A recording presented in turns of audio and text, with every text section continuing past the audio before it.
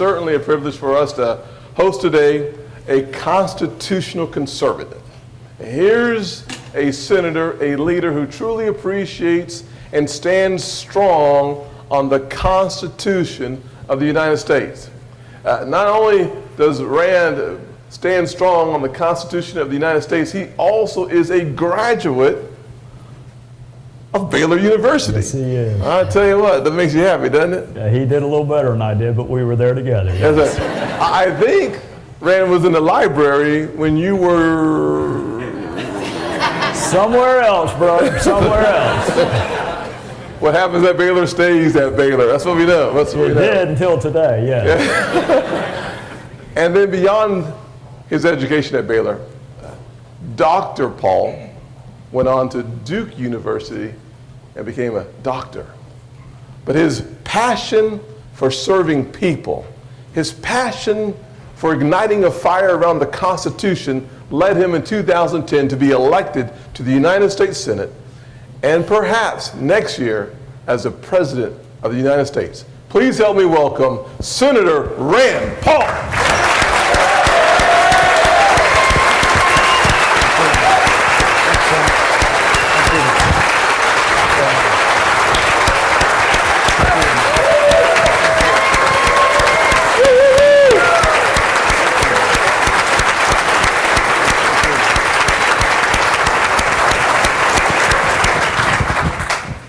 Now, Tim was kind enough to give me 5 minutes, but I can talk for a long time. So I don't see any timer anywhere, so I can probably go on as long as I want. There's no rules, no.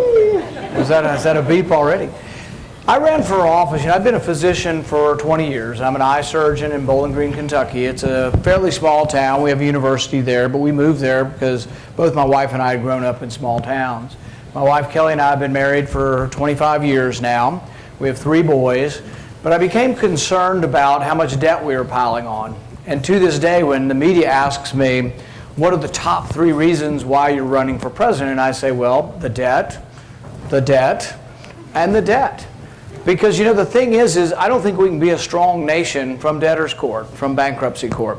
People say, well, we need to spend money on this, and we need $100 billion, $200 billion more for the military. And I say, well, how are we going to be strong if that's all borrowed?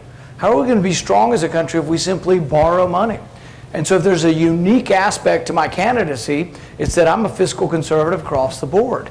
I don't think you can increase money for the domestic welfare or for military. Thank you. Without making sure you're spending what comes in. You have to balance things. You have to spend what comes in. Every American family can only spend what comes in. How can the government go on year after year after year adding this debt to us? We borrow $1 million every minute. It is literally out of control. And then people on the other side will say, well, where will you cut? And I say, where won't I cut? Is a better question. That's a shorter answer. But there are tons and tons, hundreds of programs. And I'll give you a few examples. We spend $43 million on a gas station in Afghanistan.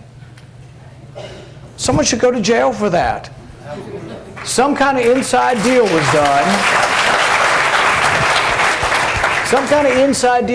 And $43 million was spent on a gas station. We spent $800,000 in Afghanistan on developing a televised cricket league. They don't even have TVs in Afghanistan. 1 in 10,000 people has a television in Afghanistan, and we spent $800,000 over there. We spent $250,000 bringing 24 kids from Pakistan to send them to space camp in Alabama. I don't know about you, but we've got enough problems at home that we can't be the doormat for the whole world and pay for the whole world to come here. We spent $15 million on community college for foreign kids. Now everybody says, oh, well, Bernie's going to give free education to everybody. What, the whole world or just Americans? There is nothing for free. There is no free lunch. If someone offers you something for free, treat them like a drug dealer and walk the other way.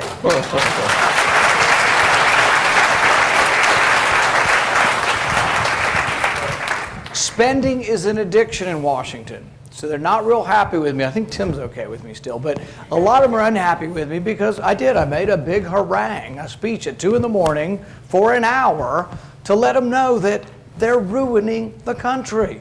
We raised the debt ceiling an unspecified amount. We're just going to raise it till March of 2017. So whatever we can spend in that time will be borrowed. They won't have to come back and ask us. And they say, well, the president could only spend what we appropriate. That's true. But the voting on the debt ceiling is a check and a balance that we've lost. So we're raising it an unspecified amount. And what do? We busted the budget caps. But before you say, oh, it's just all those Democrats, it's the liberal Democrats' problem, it's both parties' fault.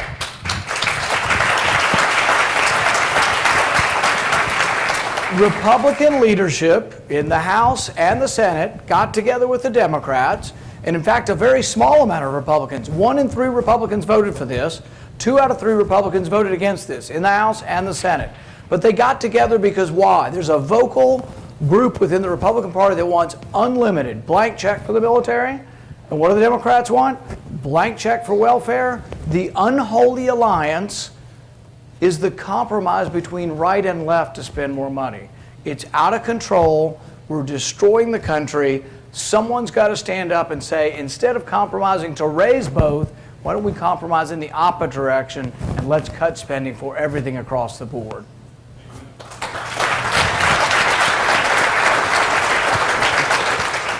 I'd like to close by saying one other sort of summarizing one other thing about my candidacy. I want to be the candidate that represents the entire Bill of Rights. We're good at the Second Amendment. If you don't believe I support the Second Amendment, come to my house unannounced. But if you want to defend the Second Amendment, the right to bear arms, you got to defend the Fourth Amendment, which says the government cannot come in your house without a warrant.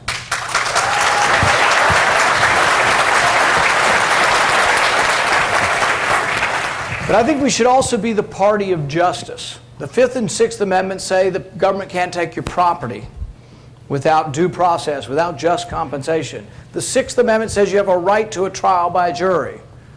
You say, well, certainly we have that. Well, you know what? Sometimes we've let that down. And when you see people who are angry in some of our bigger cities, understand why. And I'm going to tell you one quick story and then I'll wrap it up.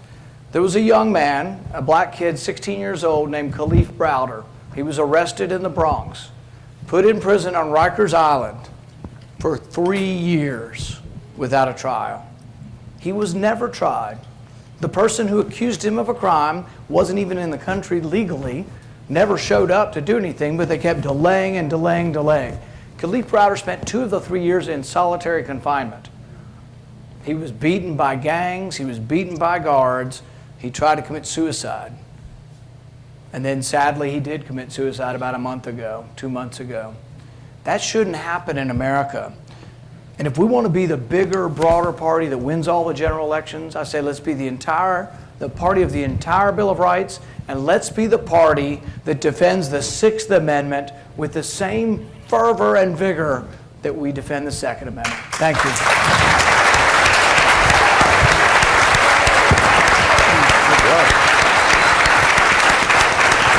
Thank you. Thank you.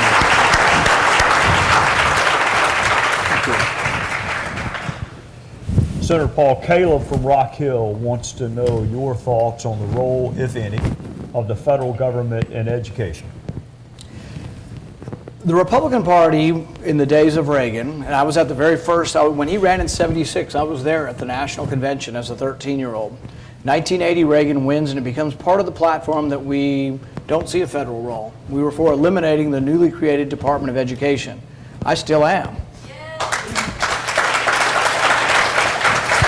So I don't think there'd be a federal role for the government. I'd eliminate the Department of Education. I would send it back to the states and the people. And when anybody objects to this, here's what you need to respond to them. The reason you want most of the power and the duties of government to be in your state capital, they don't have a printing press.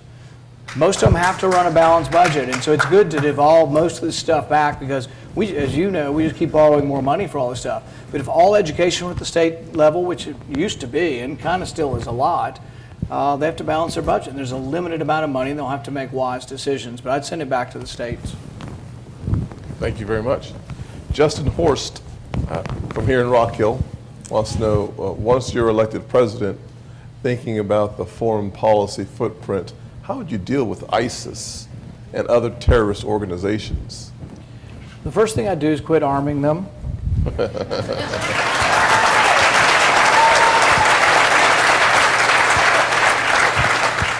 Middle East is a very complicated place, and I think we've made some mistakes, frankly. I think that if you want to look at one general rule of something that's happened in the Middle East that seems to repeat itself and that maybe we should learn from, is that when we've toppled secular dictators, we've gotten chaos and the rise of radical Islam, and we've been less safe. But that goes along with Republican wars as well as Democrat wars. We toppled Saddam Hussein. We're still suffering from that. Look at it. We spent $1 trillion in the Iraq War. Nearly 5,000 of our young men and women died over there. And who's Iraq's best ally and their best friend now? Iran. Who's their second best friend? Russia. So after 5,000 of our young men and women liberating them, what ungrateful, I can't use the word on the stage, what ungrateful people that they would then choose Iran. Iran's stronger now.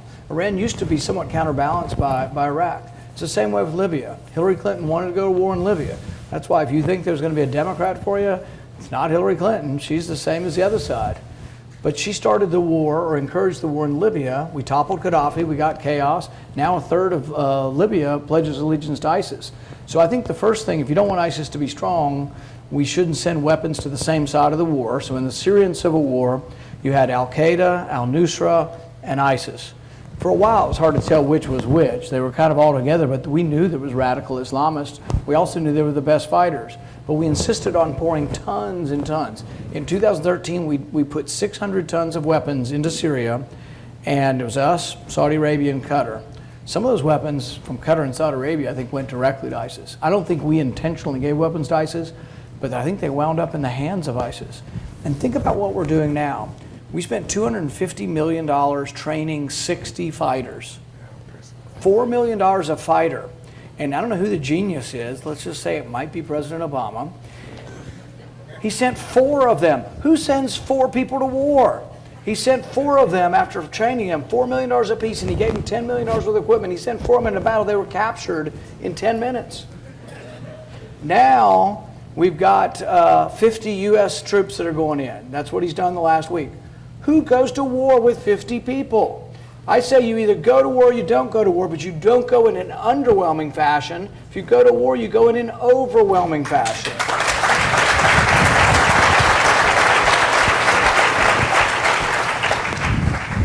Senator Annabeth from Lancaster wants to know your thoughts on immigration, the current immigration system, how, if at all, you believe it needs to be reformed, and under what circumstances you would support those reforms.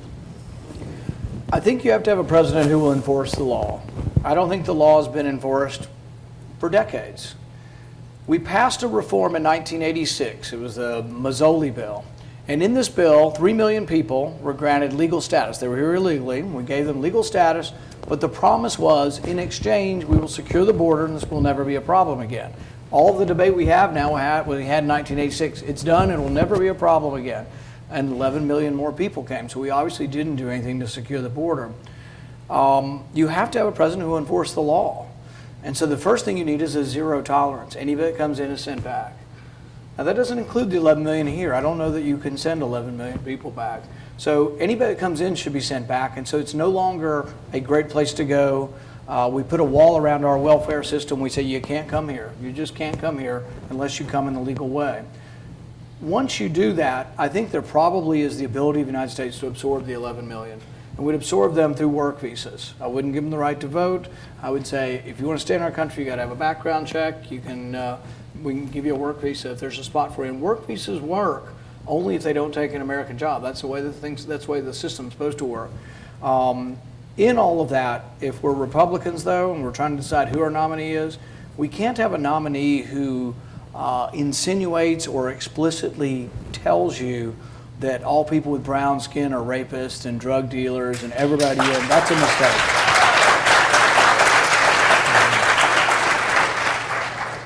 I don't know who I was referring to there, but you can use your imagination. We don't know either, so we'll just continue to the next question. Olivia Logan from Columbia asks an important question. when you think about all the college graduates to be in the audience and some who've already graduated from college, one of the most important parts of the American dream is finding a job. I'm not sure that the government creates jobs. I'd actually think that we don't create jobs. But what would you do as President of the United States to help facilitate job creation in the nation? I think you've hit the nail on the head. First, we have to decide where jobs are created. If you think government creates jobs, give government more money. If you think the private sector creates the jobs, leave more money in the private sector. I don't think there's any question that the private sector creates the jobs. This is one of the frustrating things in Washington, though. If you talk to all the wonks, the policy wonks, and the tax people in charge of all the committees, the people who've been there a decade or two, they are not one of them talking about cutting your taxes. That means leaving more in the private sector. They're all talking about revenue neutral tax reform, which is a bunch of fancy words for meaning half of you will pay more, half of you will pay less, and the net effect on the economy is zero. See, I want more money left in South Carolina. If my tax cut doesn't leave more money, I'll cut it again because I want more money left in the private sector. And I think we could have an enormous boom if we did that. I want a tax rate 14.5% or lower, but one single rate for everything. Business, individuals, you fill out your tax return on one card, and a lot more money stays in South Carolina. Excellent.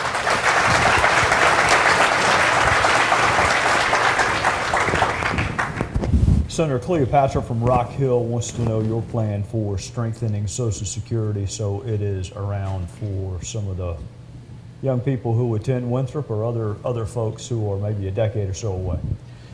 When I was haranguing the fellow senators between 2 and 3 about raising the debt ceiling, I brought up a budget point of order that says you really shouldn't steal money from Social Security to spend it now on something else. That's what they did. It would take me an hour to try to explain to you what these pay-fors were and how they did it, and it still would make no sense to you. But the bottom line is they took money from Social Security and they spent it on military weapons and on welfare. And so they pushed the money around. Social Security is $7 trillion in the hole. Medicare is $35 to $40 trillion in the hole. Why? The average taxpayer pays about $100,000 in Medicare taxes, but takes out about $350,000 when they retire. So it's an imbalance between, like everything else, between what goes in and what comes out. There are 2 main reasons for it. We're living longer, which is great. You know, we have increased the life expectancy probably 10 or 15 years in the last couple of decades. But with more people living longer, the costs go up. The other thing, which is probably even more dramatic than our longer lives, is we used to have a bunch of workers. We used to have, in the 30s and 40s and 50s, we had 16 workers for one retiree. Then everybody came home giddy from the war and somehow had a lot of babies, and the population boom just went up. We have all these baby boomers, and they're all retiring now. And my staff told me never to say this, and I'll probably say it again anyway today, is that what I said in the debate, it's not Republicans' fault, it's not Democrats' fault, it's your grandparents' fault for having too many damn kids. And so we had a bunch of them born, but then each successive generation's been smaller families. So now there's only like 3 workers for one retiree. So the only way you can fix it is just to be honest. There's not enough money. The only way you fix it is the next generation is going to have to wait longer. I mean, you can't get Medicare at 65 for the next generation. Doesn't affect the people on it, just about to retire, but the next generation will have to wait a little longer. That fixes 2/3 of the Social Security problem. To fix the remaining third, I would do means testing, which means the poorest among us who rely just on the Social Security check, it wouldn't affect them at all. But those of us like myself that have done pretty well, I'd get $300 less in Social Security. I've been saving. I have a pension plan in addition to my Social Security. I can weather the storm of that, but the person with no money won't be affected at all.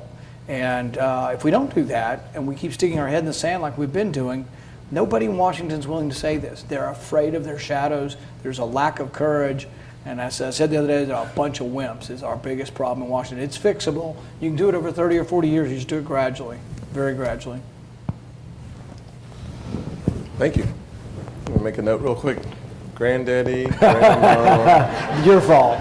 You should have stopped at my parents. I don't like my cousins anyways. That's right. I got some cousins I could do with that, man. That was supposed to be funny. It didn't work really well for me. Bear with me. It'll get better later. Trey's got some jokes for you. Actually, Senator Paul asked this question.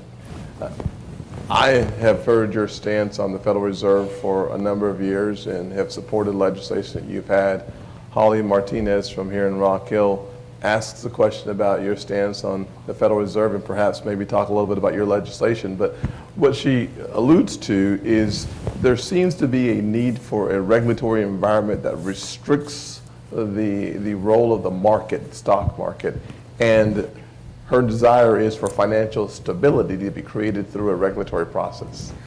Yeah, and I would agree. There needs to be some kind of regulation, but I would disagree that the Federal Reserve's done a good job of it. I think the Federal Reserve has actually created some of the boom environment and some of the bust environment.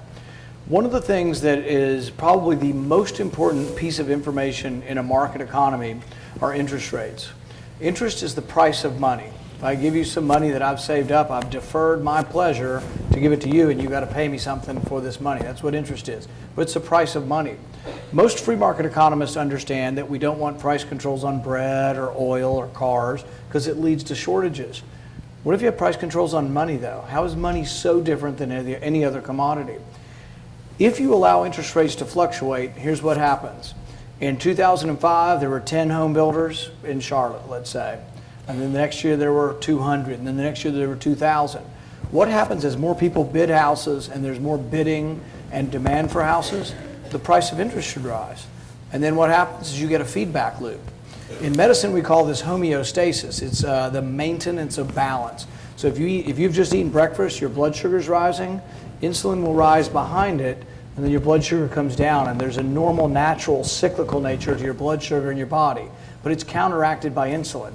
Interest rates are the same way. When you get a boom, interest rates should rise, and then only the best of projects can make it at 8%. The economy slows down. Everybody can make it at 2%, but everybody's fooled into thinking build more houses. So what we had in 2007 is we had the housing market and the prices go through the roof. That was created by the Federal Reserve keeping the interest rates below the market rate. So I blame the Federal Reserve for most of our problems. I don't think they help with stability. I think they've created it. And I think at the very least, we ought to have them open their books and we ought to audit the Fed.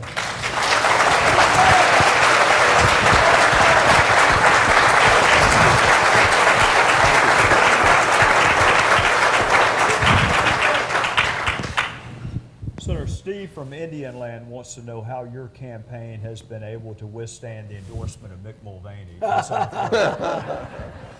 No, actually, Mick Mulvaney's the only one of you conservatives down here brave enough to endorse me, right, Mick? There you go.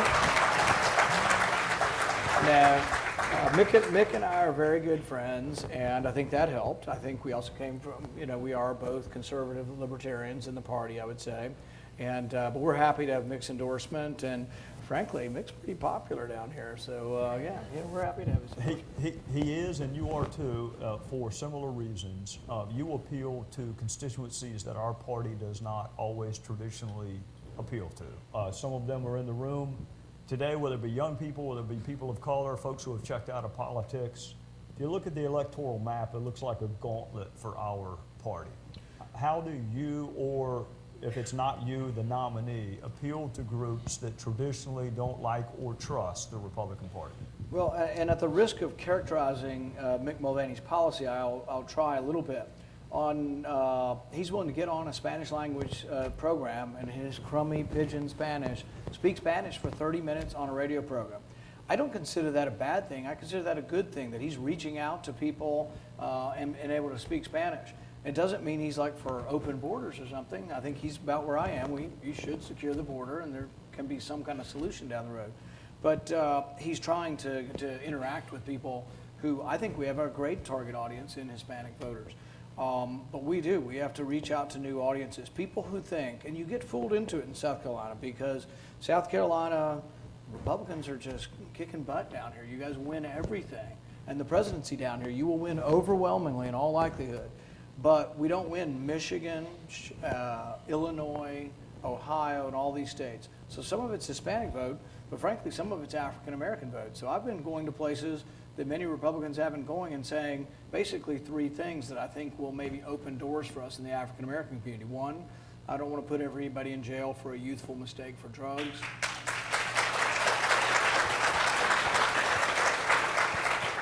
I want everybody to have that equal opportunity to go to a good school, so I'd let them have a voucher and I'd let them go to any school. And then the third thing I've been saying is that in order to provide economic opportunity, instead of the government coming in with poverty programs that usually get stolen through graft and nepotism, all you gotta do is go to Chicago and see nobody that's poor ever gets the money anyway. And they realize this now. Don't send it to Washington and beg to get it back.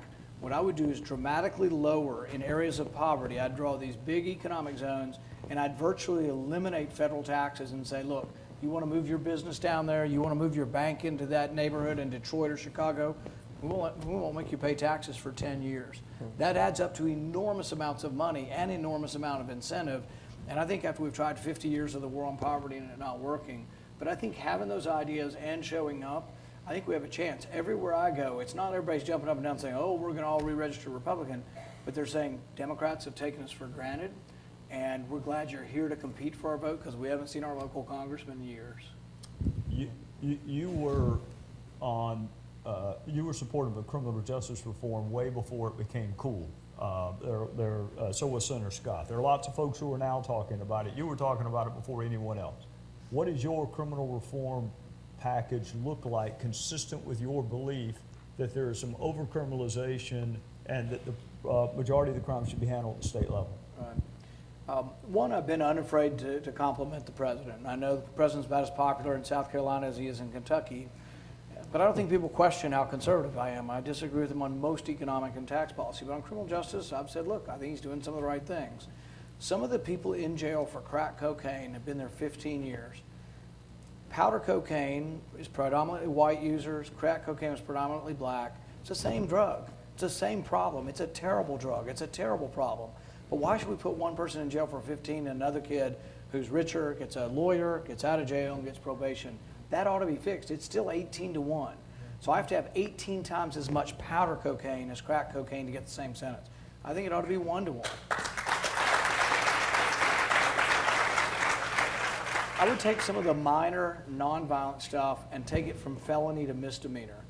One of the problems is we say we're the party of family values, but how can we be the party of family values if we're locking up all the young black men and they're not at home and can't be with their families? In Ferguson, and I'm not justifying any kind of rioting or any of that stuff, but in Ferguson, for every 100 black women, there's only 60 black men around. They're all in jail. Now, probably some do deserve to be in jail. They've committed a real crime. But if it was pot or some kind of drug, punish them in some way. Make them get a job. I don't even mind if you say, you know what, you've done this, and if we as a society think it's wrong, you have to do some testing or rehabilitation. But jail's not really the answer for most people. And if you make it a felony, who wants to hire a felon? Because you think felony, you think something horrific. And maybe it was a 21-year-old kid who made a mistake that, frankly, the last 3 presidents all made that mistake and just didn't get caught.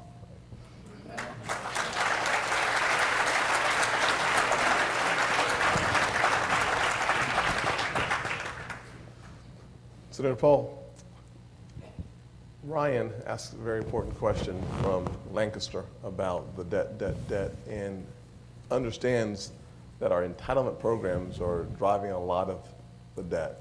How would you, as a medical doctor with your perspective and your expertise, handle Medicare and making it last longer and more affordable? When you look at the budget, 2/3 of the budget is entitlements. That's Medicare, Medicaid, and Social Security. You can eliminate the other third, which we're not ever going to do, but let's say you did. That'd be military and domestic welfare spending. You can eliminate all that and you don't balance the budget. That's how far out of whack we are. So you have to do something to the entitlement programs, and they're 2/3 of the budget. Some of it we talked about, raising the age of eligibility, means testing for the Social Security and Medicare. I also think that as a society, what we have to figure out is, I'm very much a free market guy who believes in almost no government, but I can believe in some safety net for those who can't help themselves. But it needs to be permanent only for those who never are going to be able to help themselves. If you've got somebody who's missing both legs and is blind from diabetes, society can figure it out. Charity should have a role too, but society can figure out how to help that person. But if they're able-bodied like me and they're down on their luck, it needs to be temporary. And it needs to have work associated. I wouldn't give 1 penny out that didn't have work involved with receiving the check.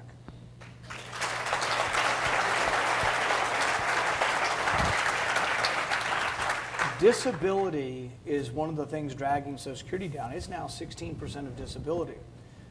There is a lot of fraud in disability. We got a judge, I think, or a lawyer going to prison who's bribing judges and doctors. You can get on disability and never have to have another exam again. There's a lot of temporary problems. You should have to be re-examined, and you should only be examined, and I'm a physician, I know how this works, by a doctor who's never ever examined you and you do not know. Because here's what happened. If you come to me, and I didn't do disability exams, but I would do exams and people would say, well, I need a handicap sticker for parking. You think I'm going to say no to anybody? Because you're my patient and you're my customer and I want you to be happy with me. I might see 10 members of your family. I can't say no. So everybody gets a handicap sticker.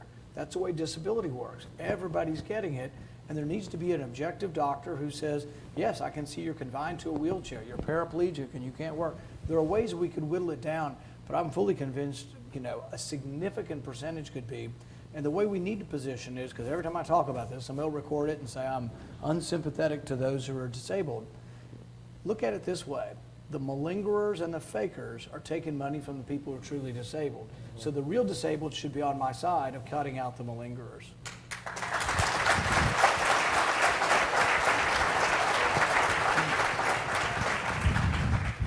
Senator, you put your finger on something. We had a hearing and oversight where, as you know, the Social Security disability route, there's a claim officer who makes an adjudication, and then only if it's denied does it go to the administrative law judge. There are districts in the United States where the administrative law judge overturns that initial denial 100% of the time.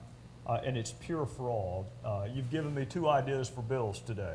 Number one, you're right on the ratio between cocaine base and cocaine powder, and that's having prosecuted drug cases for 16 years, and I still tell you you're right. Right. And this need to audit Social Security disability, not just based on medical condition, but also on vocation. The fact that your back is hurt does not mean you can't do certain other jobs. Right. So you're giving me two good legislative ideas. Well, and the only other thing I'd like to throw in on that is that work is not punishment. Work is the reward. And people who have never worked don't quite get that, and they think, oh, you're being sanctimonious. I know Tim grew up and worked hard. Your first jobs make a difference, and sometimes your first jobs don't pay very much, but you learn what it's like to get something. And every job I ever had was valuable to me, whether it was mowing lawns, working at the putt-putt golf, that was actually pretty fun, teaching swimming lessons, putting landscaping in, putting roofs on. They were all rewarding, and I felt at the end of the day I'd done something that I could be proud of. And the 10% or 20% of our country that just is never working, I don't want to punish them. I want to give them what I've been able to have. Well, you're right. This is the first point in Senator Scott's life that he's ever not had a job that required work. So, real quickly, Melissa wants to probe your position with respect to the executive branch. You've talked about constitutional equilibrium. One of the things the executive branch does do is pick judges, and even when Republicans are in power, they get it wrong sometimes as often as they get it right at the highest level. What is your philosophy with respect to judicial restraint, judicial activism, and what kind of judges could they look for from President Paul? This is one where I am a little bit of a contrarian in the sense that I kind of believe in something called judicial engagement. Randy Barnett writes about this from Georgetown. And the reason I say that is that if you look at the history of the last century, most conservatives, I did this at Heritage for fun the other day, I said, all right, how many of you are for judicial restraint? Everybody raised their hand. I said, now I'm going to give you the argument for judicial engagement, which is kind of the opposite of judicial restraint. Obamacare was upheld by Justice Roberts on the argument of judicial restraint. He quoted Oliver Wendell Holmes, who was a terrible progressive who believed the majority could do anything, including Jim Crow laws. The majority doesn't have the right to take away your rights. There are certain rights that should be protected, the right to contract, to associate, to speech, all these things. I want an active court that says to Congress, you can't do this, and that would be more active in declaring things unconstitutional. In the early 30s, the New Deal programs that were overturned as being an expansion of government were all done by sort of activist judges. So I don't think it's probably not as simple as activist versus restraint. To me, I think it's sort of believing in the original intent and the text of the Constitution. The Constitution envisioned a very small government. It envisioned a government that really left almost everything to the states and the people. There's some things you can't do. South Carolina can't defend the country. They're a big part of defending the country, but you can't do it by yourself. We joined together in a union for national defense. That pretty much has to be done, and a few other things.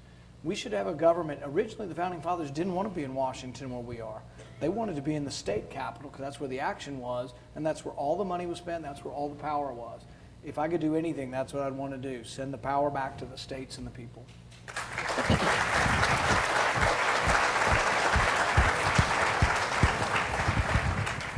Let's head back to the foreign policy topic. Certainly, without any question, we spend so much time talking about the Middle East because of the challenges that we see and the volatility that's always there. I think it's important for us to remain focused on other parts of the world as well. In North Korea, we have some real challenges over there perhaps.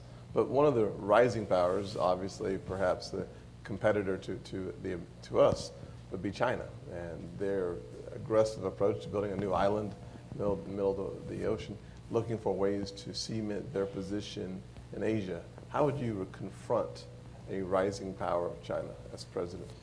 I think this is a good question. I think I'll answer it in the context of sort of what I believe in foreign policy. In foreign policy, I think there are two extremes. One extreme is that we're never anywhere, anytime, and we just say the hell with it. We got our oceans, and we don't need to do anything. We're just going to be here and do nothing. And some would call that isolationism. But there's really another extreme. The opposite extreme is that we're everywhere all the time, and it's bankrupting us. We're really close to this one. We're not very close to the nowhere any of the time. But I also think there's a middle ground, and that's where I describe myself, is that we do have to get involved when there's an American interest, when there's a vital national interest. But people say that all the time, and you're going, well, what does that mean? What is a vital national interest? Well, you got to debate it, and it depends on the facts. That's why some have given me a hard time for initially saying, maybe we shouldn't be bombing ISIS, to actually going to the point where I said, now I do support bombing. But it's because facts change. At one point in time, I didn't think ISIS was much of a threat, and ISIS grew and became more of a threat and actually marched closer to our consulate. We have a consulate in Erbil, Kurdistan. We have a big embassy in Baghdad. And so I thought as ISIS grew, the facts changed, and we do need to be involved. Going back to China and Russia, I think there's also a spectrum within diplomacy of diplomatic isolationism and diplomatic engagement. And I think diplomatic engagement is a good thing, not a bad thing. But on the stage, we've got many people saying, well, we should not talk to Putin. That's the way we're going to punish him. We're not going to talk to him. Well, that's a recipe for disaster. Reagan talked to Gorbachev. We finally got peace because we had strength. We had a strong negotiator, but we also had an open channel of discussion. So kicking out the Chinese premier, not talking to him or not having dinner with him, I think it's the opposite. We should, the problems in North Korea, our best chance of fixing North Korea without a war is to tell China, to tell North Korea that you're not going to be fed if you don't keep it up. North Korea can't make anything. One of my favorite photos is North Korea at night. You ever seen it? It's a satellite photo. It has North Korea at night. South Korea, every light bulb in the world is on. It's just lit up like crazy. In North Korea, it looks like there's one light bulb on in Pyongyang in the capital. It's nothing. They are. Bernie Sanders needs to visit North Korea. All right.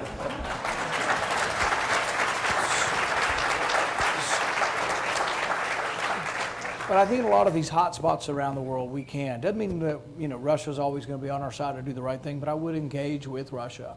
One instance of it actually working, I think working, is that when Assad used chemical weapons and we said enough's enough, Russia did intercede and help us with that. And we got rid of the chemical weapons largely because Russia interceded. I think 2 or 3 years ago, had we engaged Russia more, Assad was very, very weak 2 years ago. He's gotten a little stronger now, and now Russia's all in backing him.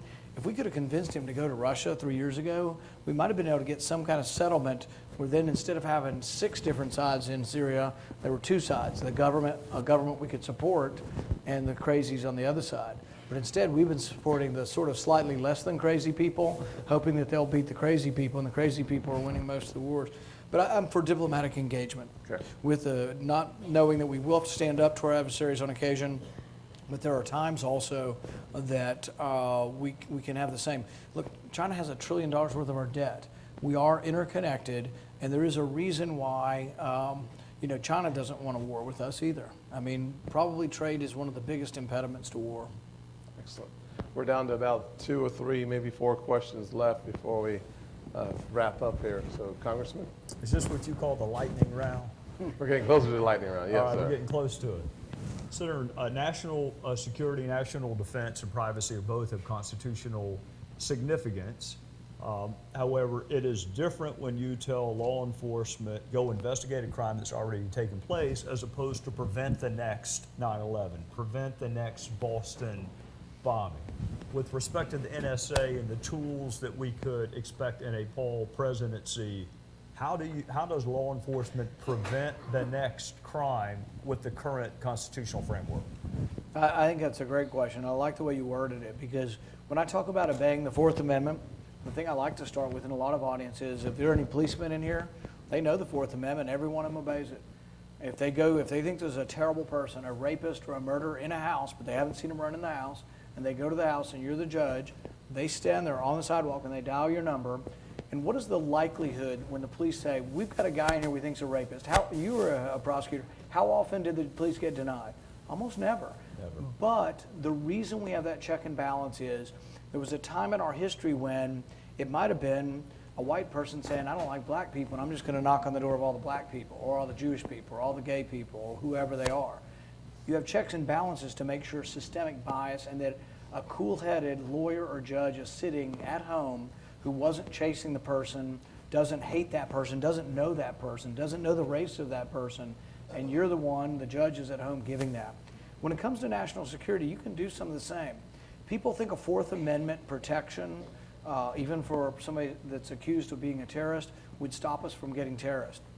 Think of it this way. I probably am more in favor of defending privacy than just about anybody you'll meet. I really don't want the government in my affairs. I don't want them looking at my records or anything. But if you call me, and I'm the judge, you're the prosecutor, and you call me and you say, well, we've got this guy. They moved here from Chechnya a while back, and the Russians have tipped us off. Can we look at his computer? I'm a hell yes. You know, you've given me just a little bit of information, but you've given me his name and suspicion.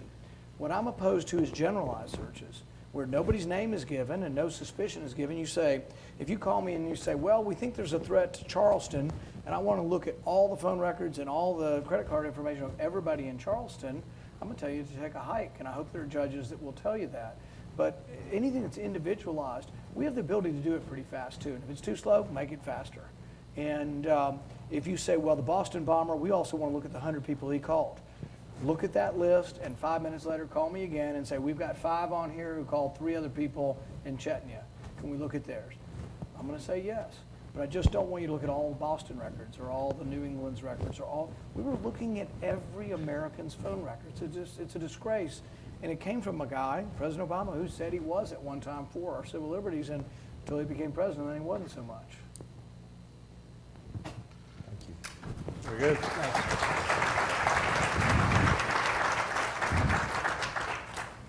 Marissa Crawford from Columbia asked the question, South Carolina is suing the Obama administration over the president's Clean Power Plan.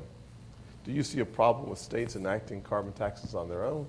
And what's your position on the Well, that's a good question, because that's a different spin on it. I'm against the federal government doing it. Yes. But whether states are not going to do it, a lot of things, even things I object to, states can do. So I wouldn't say there's a law that South Carolina can't enact regulations. And I think there is a role for government in pollution.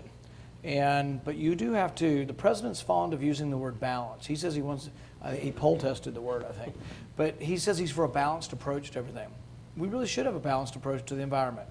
We should protect the air, we should protect the water, but we should also balance it against the economy.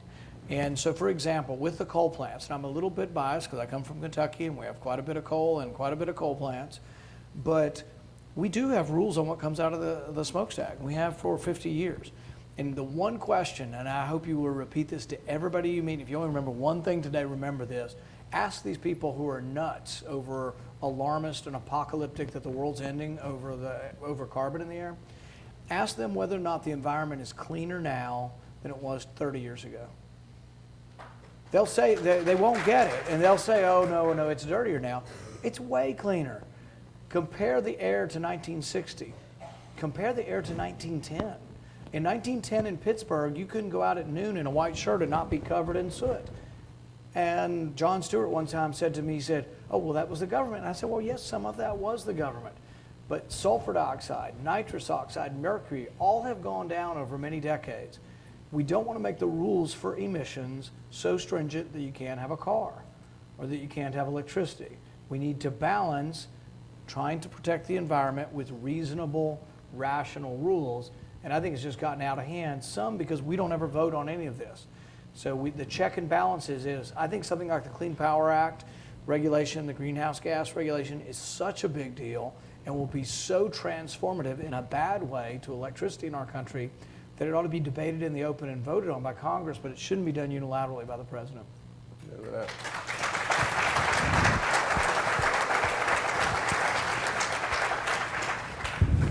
Senator Sarah from Simpsonville wants to know what President Paul would do with Iran. I wouldn't have defeated Iraq, who was their biggest enemy. I would have left Iraq as it was, not a great place, but it was a counterbalance to Iran. I wouldn't have signed and voted against the Iranian agreement. But I'm careful to say that many conservatives want to say, I'm stronger than you, I'll do more than you, I'll bomb them before you'll bomb them. I wouldn't, some have said they would tear up the agreement with Iran. I wouldn't do that. I'm fearful that it won't work, and that's why I thought there wasn't enough leverage to cause them to comply. If it would have been an agreement that slowly removed sanctions over like a 5-year period, and they had to prove compliance all along the way, and we could keep on sanctions and not just have to start over completely, which I think is going to be very difficult, I might have been for some kind of agreement. But Iran has a history of duplicity. They have a history of not being honest. They have a history of being cagey and coy and clever with evading any kind of international rules. And it's hard for me to believe that they're going to adhere to their agreement when the next day they're with a rally of 500,000 people chanting "Death to America," and burning our flag. And it's hard for me to believe that, because it takes belief and trust. The fact that we completely separated out, there's 4 or 5 Americans over there. How hard would it have been to get the release of 4 or 5 Americans before we did an agreement?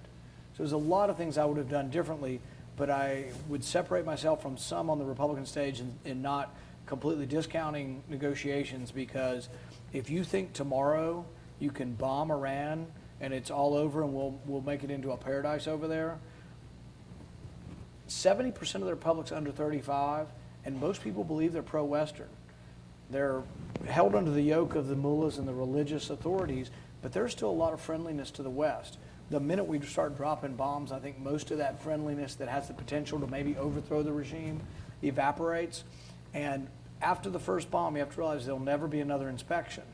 We still do have inspections. So while we don't think they're perfect, we're worried they'll cheat, we do have international inspections. After the first bomb, no more inspections.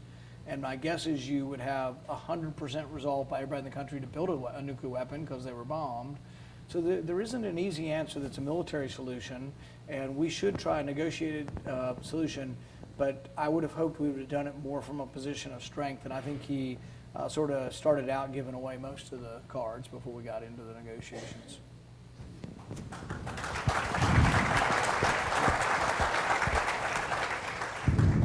South Carolina is the home to a lot of veterans, served our country really well, and today we have with us a number of law enforcement officers who continue to keep us safe as a public, and we should give a round of applause to all the police officers and those responders.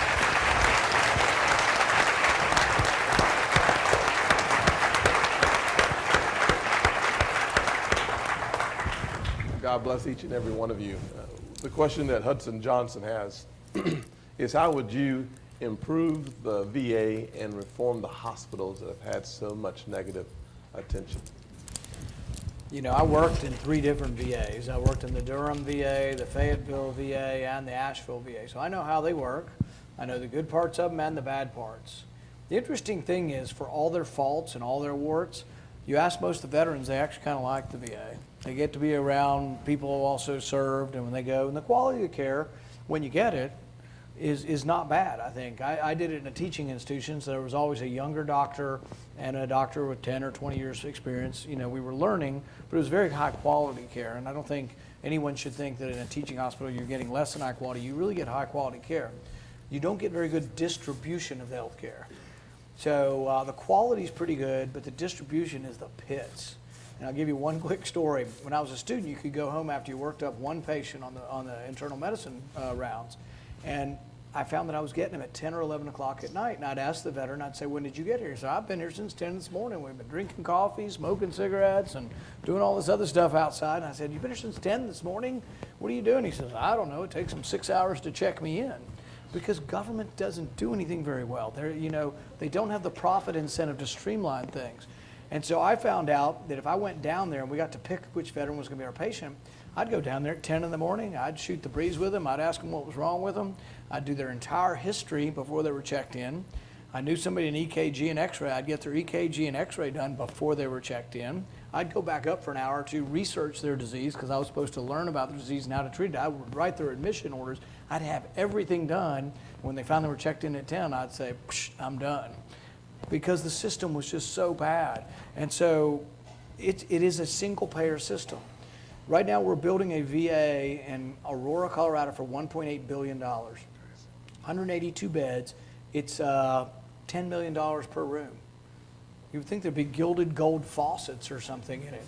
The government can't do anything very well, and it's an open question whether they're inherently stupid or whether it's just endemic to government. I think it's just endemic to government because they don't work on a profit basis.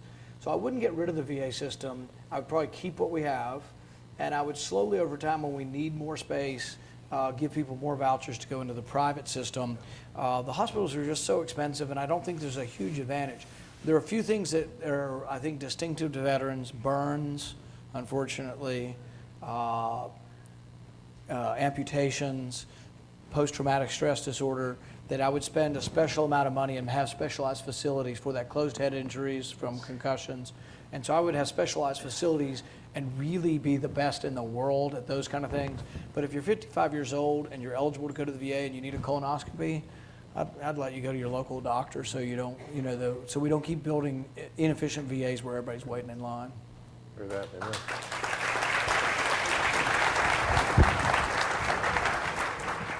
Sir, I can tell by the look on Senator Scott's face that this is my last question. So I want to ask you something a little different because I've asked all the audience questions. 3 of us had the pleasure of serving with your father. How is he doing? What is he doing? And your family in Kentucky, your wife and your family, if you were to ascend or descend to the presidency, depending on your perspective, they would be known by the entire world. So give us a glimpse inside your home in Kentucky and tell us how your father's doing. My dad's doing great. He's 80 years old. He's as fit as anybody in the audience who's 20 years old, probably. We joke that he eats nuts and berries, and I think that's what he does eat. He's very thin. He works out every day, walks 3 miles, rides his bike 3 miles, and is still very active in a lot of facets of things. People, there was all that talk about what Trump's dad gave to him. Did he give him $1 million, $100 million, $200 million? My dad didn't give me any money directly, but he paid for my education, and to me that was worth an enormous amount. And I'll always be grateful for that. He had a lot of books around the house, and from many of those books I read the great free market economist Hayek, Adam Smith, Milton Friedman. So he's doing great. My own personal family, I'm married. I've been married for 25 years. I have 3 boys. One starting work in Atlanta, just finished college. One who's a sophomore in college at University of Kentucky. And then I have one in high school that's still at home. We're a close family, and we go to church on Sunday, and we believe in right and wrong. Thank you. Excellent. Well, have you guys enjoyed the hour we ran? Thank you.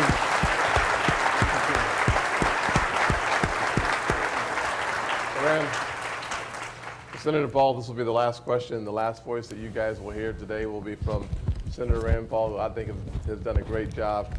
One of the things that I'm looking for in the next president of the United States is someone who actually brings this country together, someone who does not play off the fears and works on the strategy of divide and conquer. How would you, as the next president of the United States, bring America together so that we can see the next great American century? I think there is room for compromise in Washington, and it just needs to be compromise going in the correct direction. So like if you and I have a debate over Social Security and we kind of finally get to the point where, which I think we have to, the age is going to have to go up, and I say it needs to be 70 in 20 years and you say it needs to be 69 in 35 years, we can split the difference on so many things like that. The problem we face in Washington is that many of us are willing to make the reforms to save Social Security. The other side doesn't even want to talk about it yet. So that's why it's hard to get to compromise. On the things that I've done in Washington, though, I think I've proven that regardless of party, I will work with the president on criminal justice reform. I've also worked with Ron Wyden on privacy. He and I don't agree on much of the economic liberties side, but on the civil liberty side and the Fourth Amendment, we're very much together. And when I've opposed things, I honestly do oppose giving more power to the president, not because of this president. I mean, I would honestly oppose giving myself the same power or giving any Republican the power, because one of the biggest problems we have is so much power has gravitated to the presidency. Presidency is like 1,000 times more powerful than Congress, and they're supposed to be equal. And so I think I'm an honest, I am very much a believer in ideas of freedom and limited government, but I'm not so much a partisan that if you have a great idea and I agree with you and you're a Democrat that I can't work with you. Very good. Thank you.